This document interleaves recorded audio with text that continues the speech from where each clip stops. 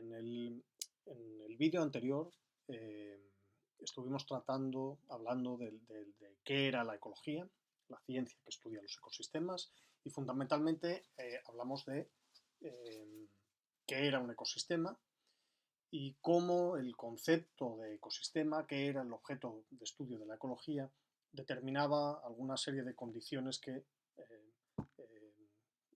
se reflejaban en la forma como planteábamos los estudios de campo en ecología. Y habíamos terminado diciendo que, bueno, si era tan complicado, tan tenue, tan difícil, tan, tan resbaladizo el concepto de ecosistema y su estudio, pues ¿para qué hacerlo? Si a lo mejor no era tan necesario y era una pérdida de tiempo. Yo os había anticipado que obviamente mi punto de vista es que sí vale la pena, pero mi punto de vista no vale demasiado, así que ahora voy a dedicar un ratito, no muy largo, a traer algunas evidencias más objetivas de por qué vale la pena realmente estudiar la ecología en términos relativamente claros, ¿no? He intentado traer cosas que sean muy evidentes, muy sustanciales, muy urgentes también, y que yo creo que hasta el escéptico más recalcitrante pues te aceptaría que justifican el estudio de los ecosistemas. Bueno, hay escépticos muy recalcitrantes, pero mejor los dejamos ahora un poco de lado.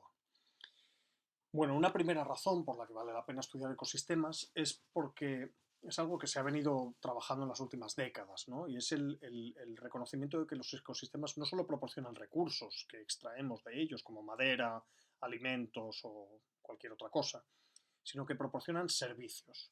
Servicios que son mucho más complejos que los recursos y que surgen precisamente del funcionamiento complejo de los ecosistemas. Por ejemplo, la regulación del clima, una atmósfera respirable, eh, o, por ejemplo, la cantidad de oxígeno en la atmósfera. La cantidad de oxígeno está, si fuera un poquito más, arderíamos, si fuera un poquito menos, no podríamos respirar. Y está regulado por la actividad fotosintética, respiratoria y otras actividades metabólicas de los organismos. La regulación del clima con los gases de efecto invernadero, la purificación del agua. Durante siglos se ha pensado, o no se ha pensado ni siquiera, se ha dado por supuesto que la Tierra tenía agua potable porque era así, y tenía una atmósfera respirable porque era así, y el clima era favorable para la vida porque así era el planeta, era lo que teníamos, pero no es así. Todos esas condiciones que se dan en el planeta y que son esenciales para mantener la vida y que si no las tuviéramos tendríamos que pagar mucho dinero para conseguirlas, eh, las proporcionan los funcionamientos del conjunto de los ecosistemas del planeta. Y eso, si uno quiere, puede intentar convertirlo en dinero. ¿Cuánto nos proporciona en términos de dinero esos servicios de los ecosistemas? Hay toda una rama que se ha venido desarrollando de valoración de los ecosistemas y sus servicios. Y os traigo un par de ejemplos para que veáis en qué orden de magnitud estamos hablando, ¿no? Un trabajo de Constancia de 2014 que actualiza un trabajo anterior y seminal de estos mismos autores, del 2009 me parece que era, estima que en el año 2011, en valor de 2011 eh, y en esos servicios, en ese año, los ecosistemas proporcionaron unos 125 billones con B de dólares en el planeta. Y por poner la cosa en contexto, en ese mismo año el PIB global de todas las naciones fue de 75 billones, es decir, menos, bastante menos que el conjunto del dinero que pusieron en circulación los ecosistemas. O si lo queréis ver de otra manera, en realidad, si hubiéramos tenido que pagar por esos servicios con el PIB, con la economía global de todos los países, no nos habría llegado. Algo tendríamos que haber dejado sin pagar y por tanto sin recibir. En la figura que tenéis a la izquierda podéis ver desglosados por tipo de ecosistema cuánto se estima que producen por hectárea y año, ¿vale? O sea, una cantidad muy significativa.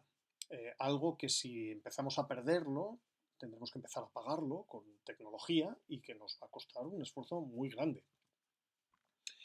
Eh, por poner ejemplos más concretos, no de estas cosas globales que parece que, bueno, pues ya se pagarán, pues hay estos ejemplos de cosas concretas que en algunos casos hasta se llegaron a hacer, ¿no?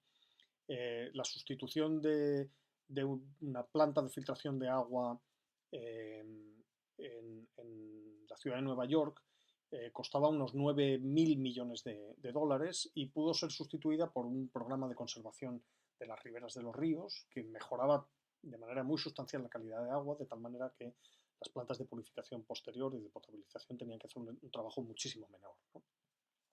Lo mismo con los programas de limpieza de nitrógeno, de contaminación por nitrógeno de las aguas que llegaban al estuario de Chesapeake en Estados Unidos, un estuario grandísimo con enormes recursos.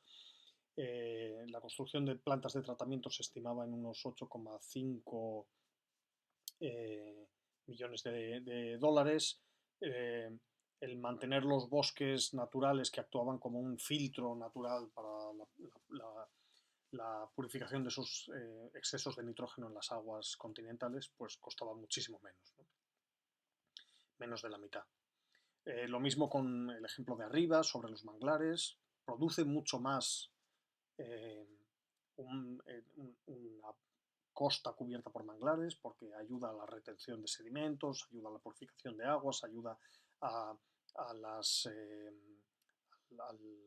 a la cría de peces y mariscos naturales. Produce, en términos globales, produce mucho más los manglares que las granjas de langostinos que están sustituyendo a los manglares por todo el mundo, ¿no? Claro, el problema es un problema práctico. El que pone una granja de langostinos, él gana más, porque lo gana todo. Pero el conjunto de los bienes que se obtienen de unos manglares saludables es muchísimo mayor. Así que servicios de los ecosistemas valiosos en cualquier término que queráis ver, tanto para la provisión de un bienestar humano general como para el mantenimiento de características de la naturaleza que son necesarias y que si no tendremos que pagar.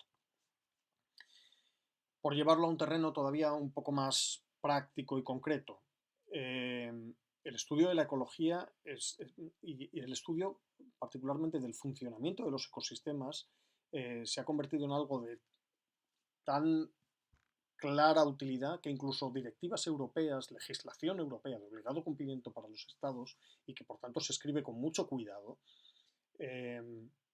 incluyen este concepto. Y traigo aquí un ejemplo que es la Directiva Marco de Aguas, sobre la que vamos a trabajar en parte en las prácticas, en la práctica de Río 2 particularmente, pero también en la de Río 1 estaremos usando no tanto métricas como variables que se utilizan o se pueden utilizar para determinar la calidad de las aguas fluviales, ¿no?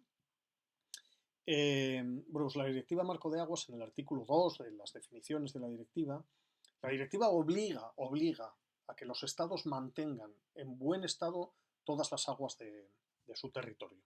Aguas continentales, aguas de transición, aguas costeras, estuarios, etc., ¿no?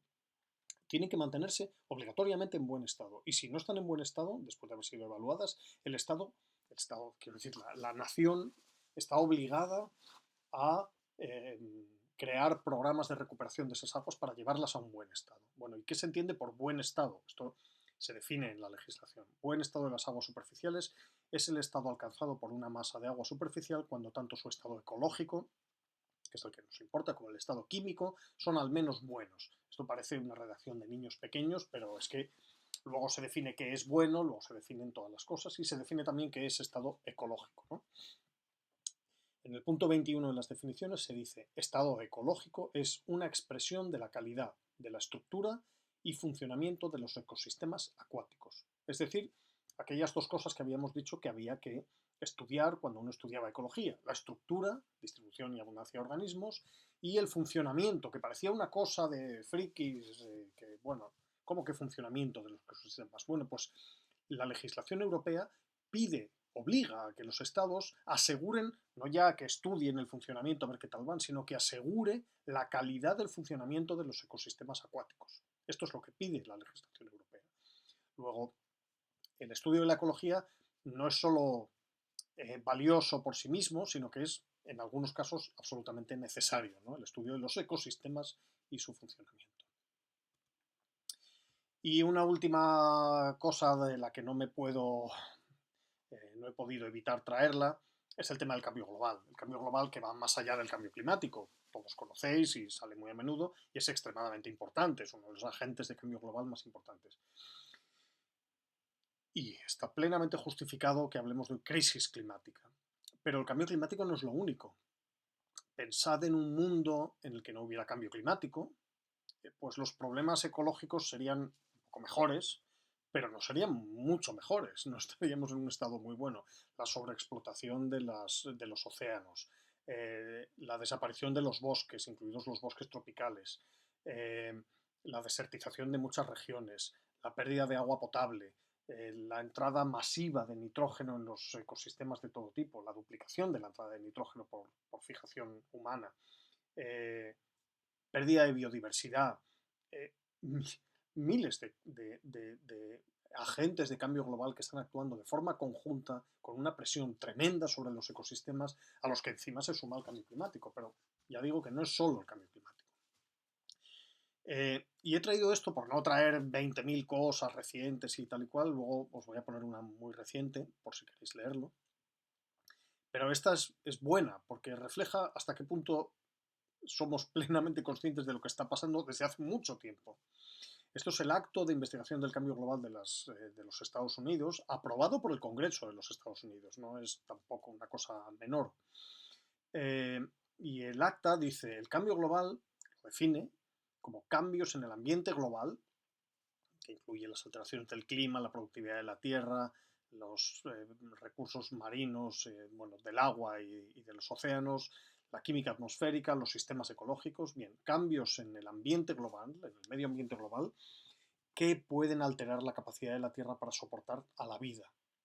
No para la capacidad de la Tierra para mantener nuestro bienestar o nuestra forma de vida o nuestro entretenimiento, sino para soportar a la vida. Esto dicho en un acta aprobada por el Congreso de los Estados Unidos en 1990. Y estamos donde estamos.